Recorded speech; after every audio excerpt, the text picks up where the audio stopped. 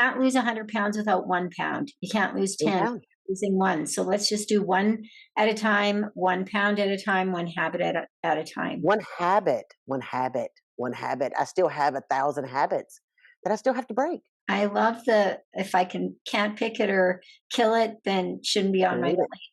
Yeah, If I such can't a pick it or great kill it. message of hope. Welcome to the Girls Talk Healthy Aging podcast, where we dive deep into pressing health and fitness issues facing aging women.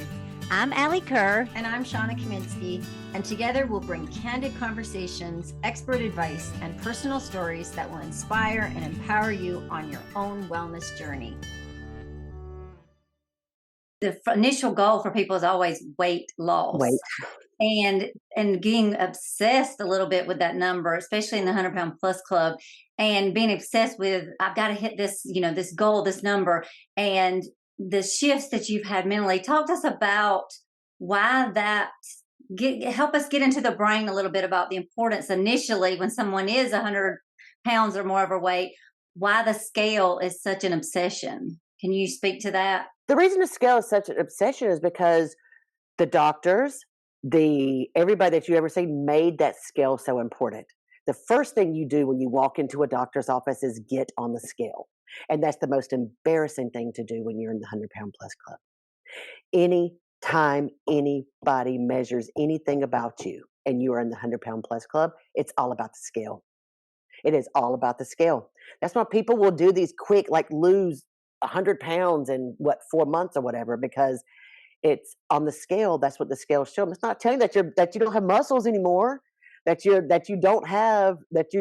joints are gonna go bad because you're taking away your joint juices.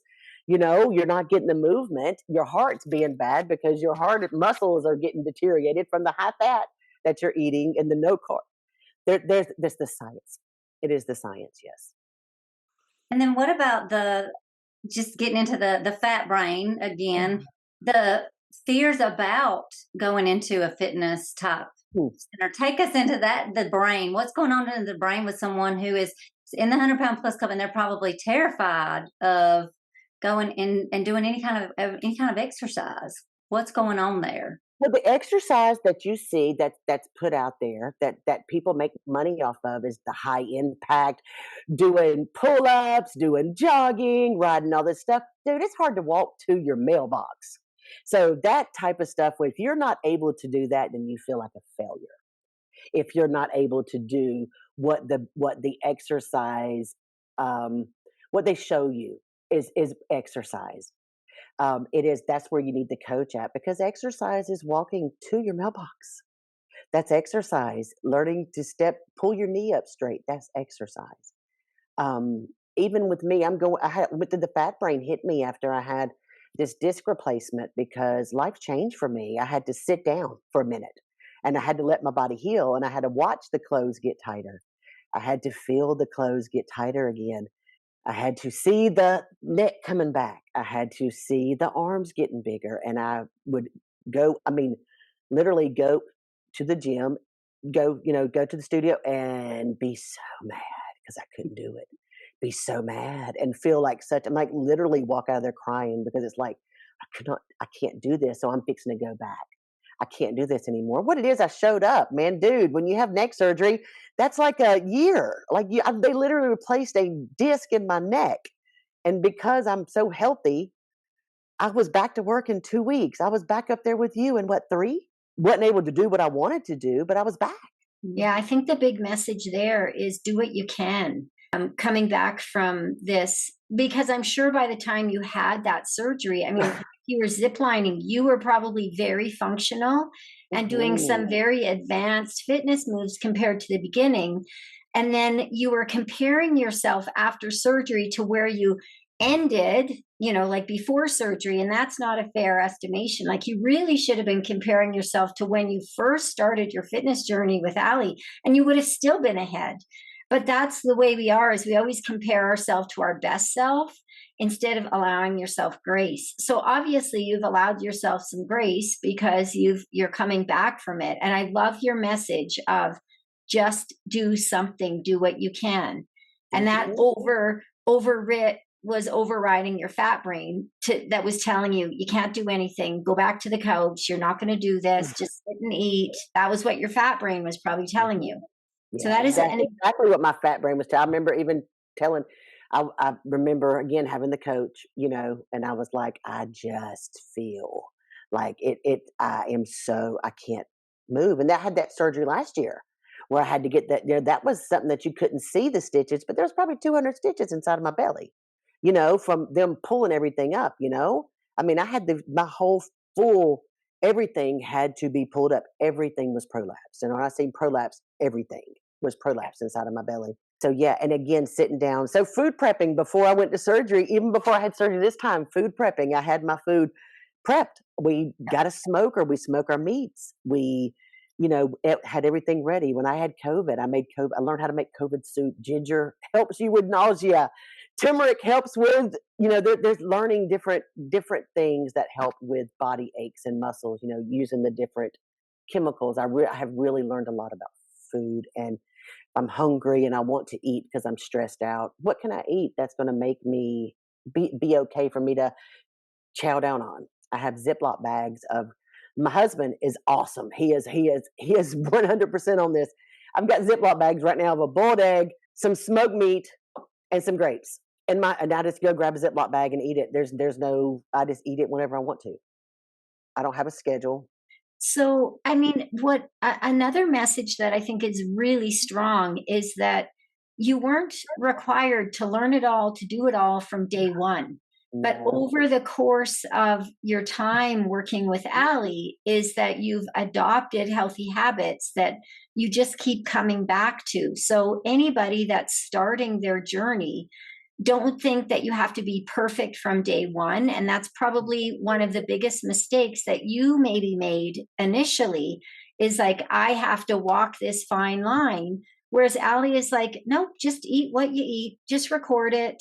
And even if but then when you see a box of Cheez-Its on your log, your own, you might say, hey, I could possibly do better than this. And maybe you're only just going to have a half a box, or, like, over time, you just changed your way of eating so that it became habitual and not like, As I pulled out some of the chemicals too, as I really did focus on getting the chemicals out once. And then when I go, of course, of course I'm going to go out to eat. Of course I'm going to have some different things. The chemicals made me feel bad. So once you get your body, I would tell Allie, man, I ate this and I feel like junk now.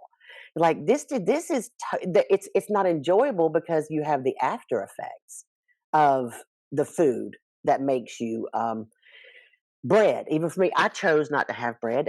That was not something that was told to me to do. Bread equals sugar. It's you can't kill it, you can't pick it.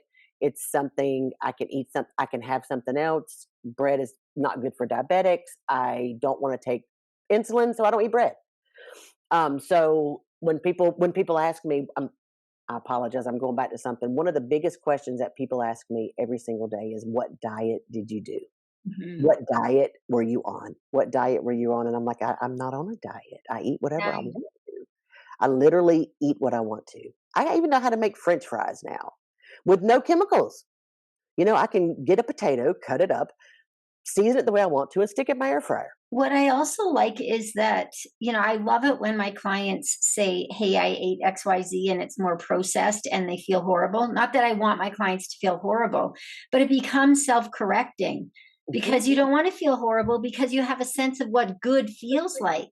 So imagine the horribleness that you probably felt when you were eating all that processed foods. No wonder you didn't have the energy to do anything. It's a downward spiral. And then once you start eating more healthy, supportive foods, you start feeling better, and you really notice when you've eaten some processed foods. But I like that they weren't taboo. You were allowed to eat whatever you wanted, and then you chose not to I because chose not to. you didn't like the results of just how you felt. Yeah, people ask me, how many calories do you have a day? I don't know. I have not ever counted a calorie ever, because honestly, I'm never going to be a bodybuilder. I don't want to be. I need to be able to run around the most important thing for me is that I am a mammy. I had 2 boys, little boys then, and I need to be able to keep up with my grandkids. And when I say keep up with my grandkids, don't mean sitting and watching them do. I need to be able to go and run the forts. I need to be able to run around Disney. I need to be able to chase them in the yard. Simple stuff, man. Pick them up over my head and tickle them.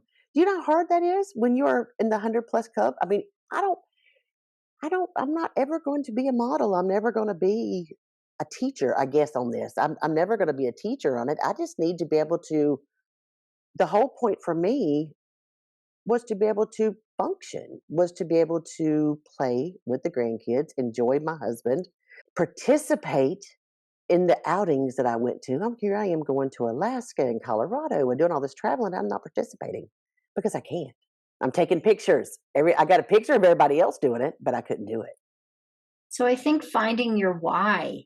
Why do you want, a lot of people think, oh, I just want to lose weight because I want to look great in a bikini, or, and that is not a strong enough why. But when you have babies that need tickling over your head, or you have to have a really strong why, and that keeps you going on those days when your fat brain is saying you can't do it.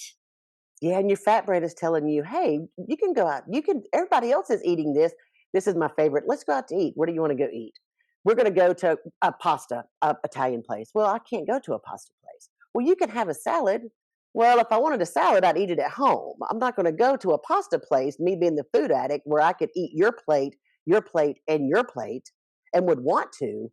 So why would I put myself in that position for a salad to watch you eat?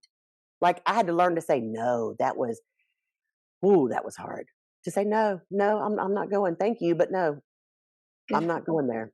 I appreciate you bringing me a birthday cake, but no, thank you. That's one of the things we talked about a lot of, and is just the toughness. You talk about people pleasers and people that are in the 100-pound club. People pleasers. You try to compensate. You try to make excuses for yourself because you are morbidly obese. And I don't know why. I don't know who taught us that, but that's just what we do. We always try to please somebody because we feel guilty for being morbidly obese when we're not hurting anybody but ourselves. But there is this guilt, so you do everything that everybody asks you to do. It is always, you're the yes ma'am, yes ma'am, yes I'll do that, yes I'll do that, sure I'll do that, sure I'll do that, sure. Now I just learned how to say no. Like, no, I'm not doing that. But here's some other options that we can do. No, I'm not going to put myself in that position. Amazing. And what about the things that, I have 2 questions. One, things that when you're making changes, sometimes friends or people around you are not making those changes, and talk about how can somebody maneuver that with the family and friends around them? How it maneuvered in my house, I'll tell you what, at first it was because, again, my family has always seen me overeat, and the ways that I cook, y'all, I make a world famous macaroni and cheese that everybody knows of. Okay. Because I am a good Southern cook.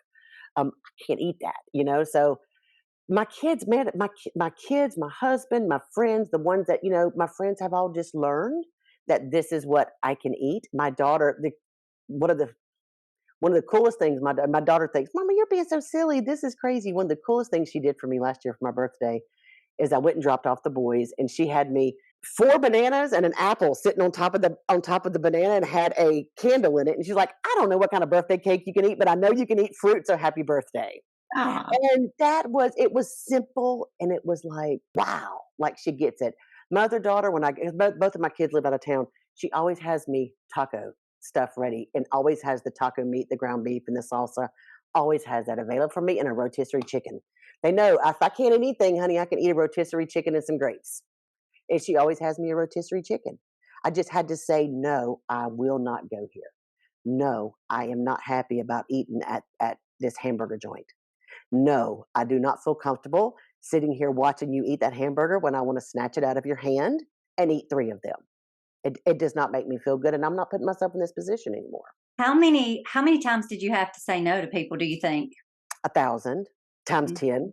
Yeah. Yeah. What are some of the lies that people I mean, of course, in any pound plus club, but in the 100-pound plus club, since we're talking about, what are some of the lies that we're telling ourselves, people in the 100-pound plus club, that if you could speak to that gal sitting there, what lies is she telling herself that she needs to do something different?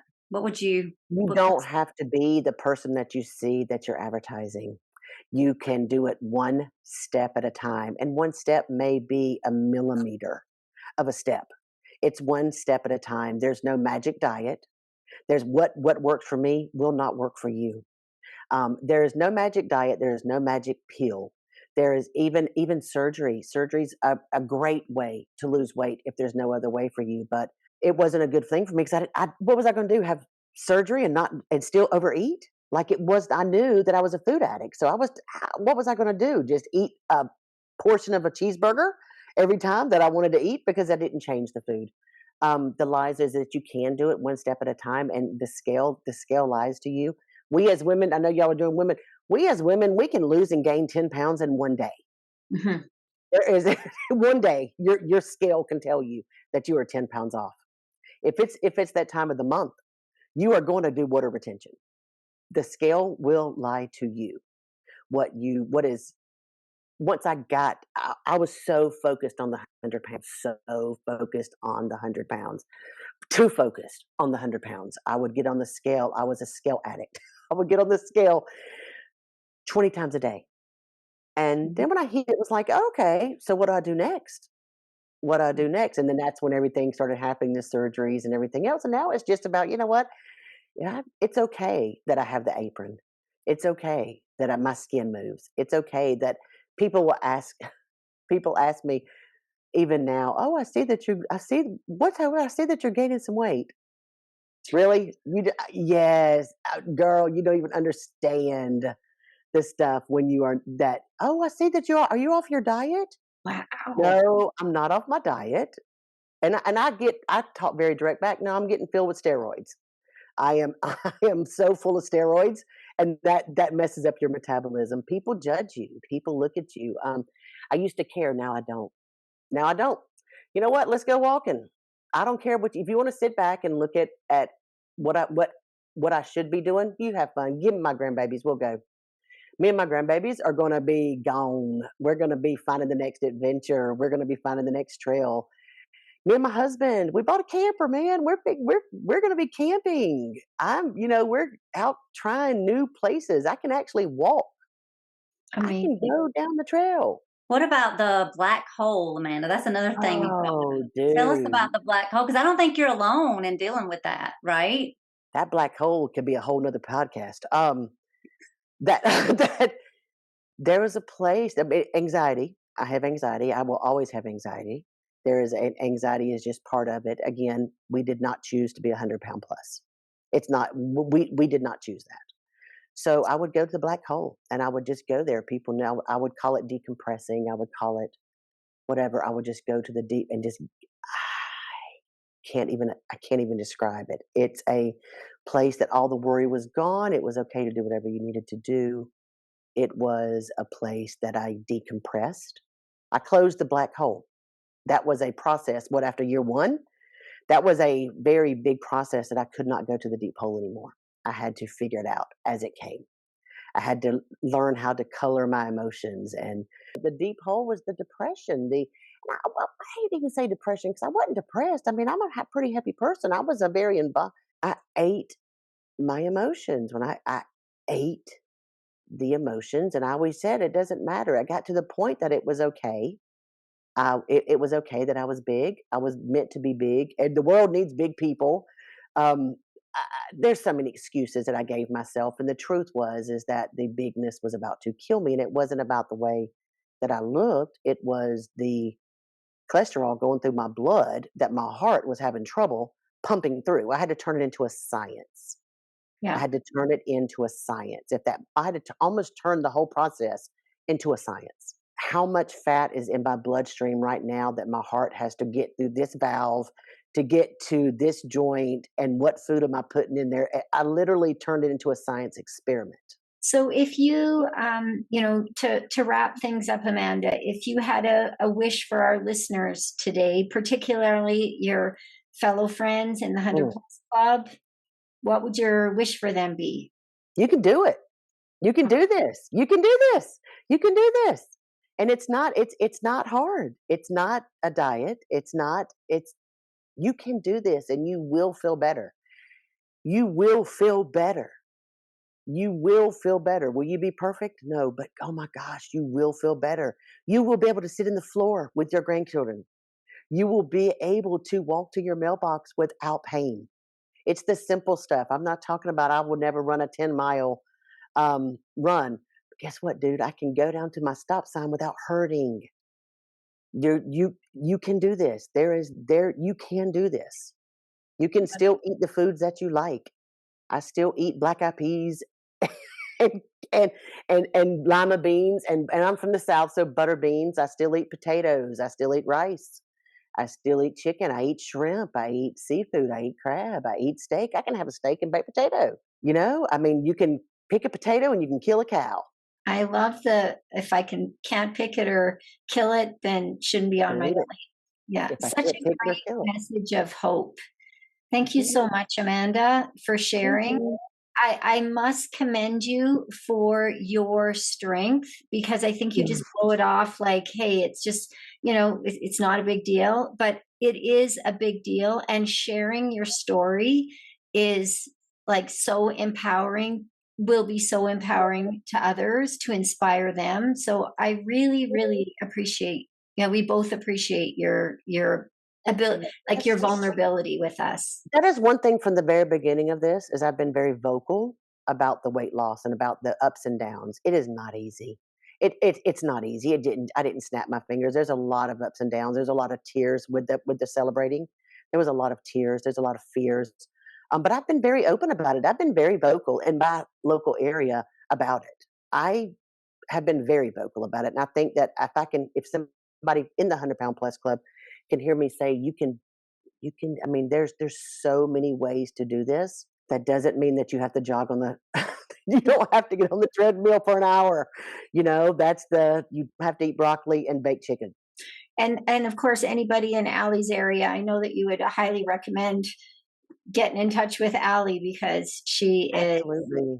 yeah, Any she's any trainer though, any trainer that is not telling you, how can I even say this? A trainer that understands the 100 Plus Club. I, yeah, I remember back. I remember asking Allie at the very beginning. I don't know if you remember this or not, Allie. I said, "How often do you see people actually lose the 100 pounds?" And she said, "Not often." And she was very honest. She said, "Not often." But we're not looking at the 100 pounds. We're going to look at 1 pound at a time and getting you healthy. yeah. What a great way to, you can't lose 100 pounds without 1 pound. You can't lose One 10 pound. using one. So let's just do one at a time, 1 pound at a time, one habit at a time. One habit. I still have 1,000 habits that I still have to break Yeah. because I had a million. Yeah.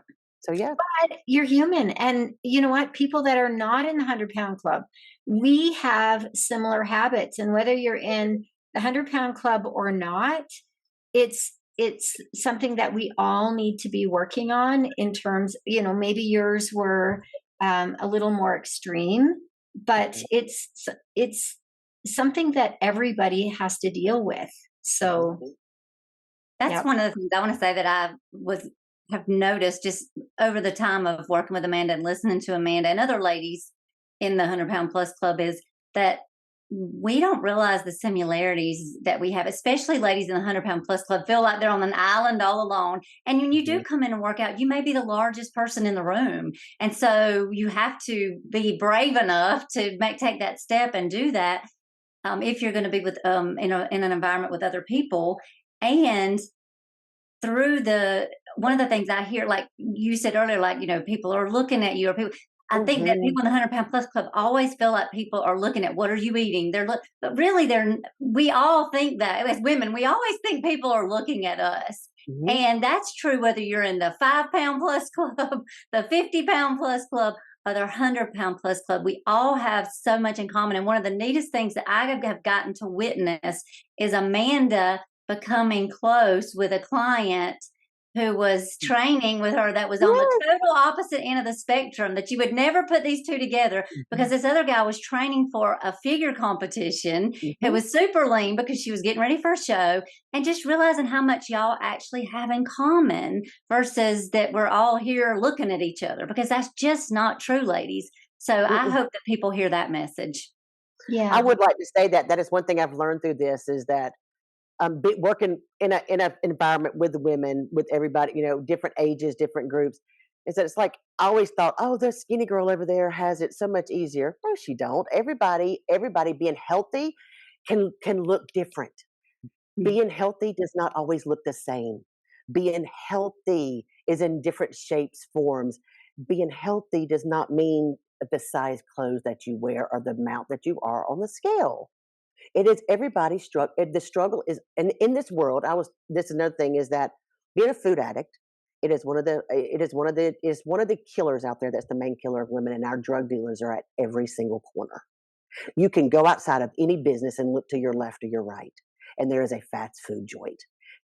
Our dealers are at every corner making billions of dollars off of us. So yes, that's one thing I very much learned is being healthy is so much more important than the weight. I'm excited for y'all too. I have a lot of stuff. People need to hear from people like me. Yeah, they do. Yeah. So I was so excited. People are the thing that, like, people like me and Shawna, like, I mean, and I get it, but people that are in the 100-pound plus club are going to look at me or look at Shawna and be like, you don't know about what I'm dealing with, you know? And that was my thing when people say, well, you need to, what are you talking about? You don't know my situation. Go into a coach that gets you, and you'll know. You know when you got the right coach. You know when you're talking to the right person because you feel this. I felt at ease, and I was like, just tell me what to do. When people say, what did I do? I do what, and the new clients that come in and tell me, what did you do? Whatever Alli told me to do. Yeah. Whatever she told me to do, I did, because whatever I was doing was not working. Yeah. Well, and I mean, the fact is that, like, so again, you were compliant. You were also at the bottom. You were ready. I realized too is that food addiction is an addiction. It's just like alcohol or anything else. If you was hooked on meth, or you was hooked on alcohol, or you was hooked on heroin, you would have a 30-day treatment program that they locked you away from the world to get you unhooked from the things of the world. There is nothing out there for food addicts. No, because you have to eat. Nothing. You still have to eat. You have to eat. And there's no treatment. There's no treatment centers out there for food addicts. No. And when I'm telling you that I got food drunk, I literally got food drunk. Yeah, that was your drug of choice. That is still my drug of choice. Yeah. That is still my drug of choice. Yeah. I still battle food every single day. It is a choice every single day not to choose it. And it's a choice every single day, just like that. And that's where people don't realize that food addiction is real. The high that the food gives you is real. The drunkenness that food gives you is real. That's where people now say, well, you haven't gotten to a point that you can have a piece of pizza. And I think I could. I think that I could have a piece of pizza, and I wouldn't dive in. Now at this point, I could choose to do it, but I don't know what it would take me to. Even textures of food, like even I had to move away from some textures because I was a texture. I needed to figure out how to get the texture that I was craving, that I needed, without having the bad food, and how to recreate that with the I cannot kill it, cannot pick it. I spent a lot of time in the kitchen cooking. I have got so many recipes. Only has my body got health. My hair, man, my hair is what tells us the story of my healthiness. The skin, I look younger now than I did when I started. And it's not because I don't even barely wash my face. Like, I'm very low maintenance girl. It's because of it's from the inside out. It's from the ends. It literally, that's what I said last year, was that when they had to redo everything in my stomach. Yeah. It was crazy. Can't fix the outside, but maybe one day I'll get the apron removed. Maybe I won't. We still hadn't made that decision. If I'm even going to get the skin removed, we just work around it. We got a stomach bra. I wear the thing that comes up over your stomach to keep it from holding there. So I wear a stomach bra. We knew from the very beginning I was going to need one of those. Well, you have a great perspective about it, because it's not about vanity necessarily. It's about health. It's not about weight loss, it's about health gain. And the weight loss was just a happy coincidence. Thanks for listening. You'll find me, Alli, on Instagram at Alli Kerr Fitness. And you'll find me, Shawna, on Instagram at Shawna Kaminski. Feel free to pop us a DM with questions and or feedback. Until next time, be healthy and be happy.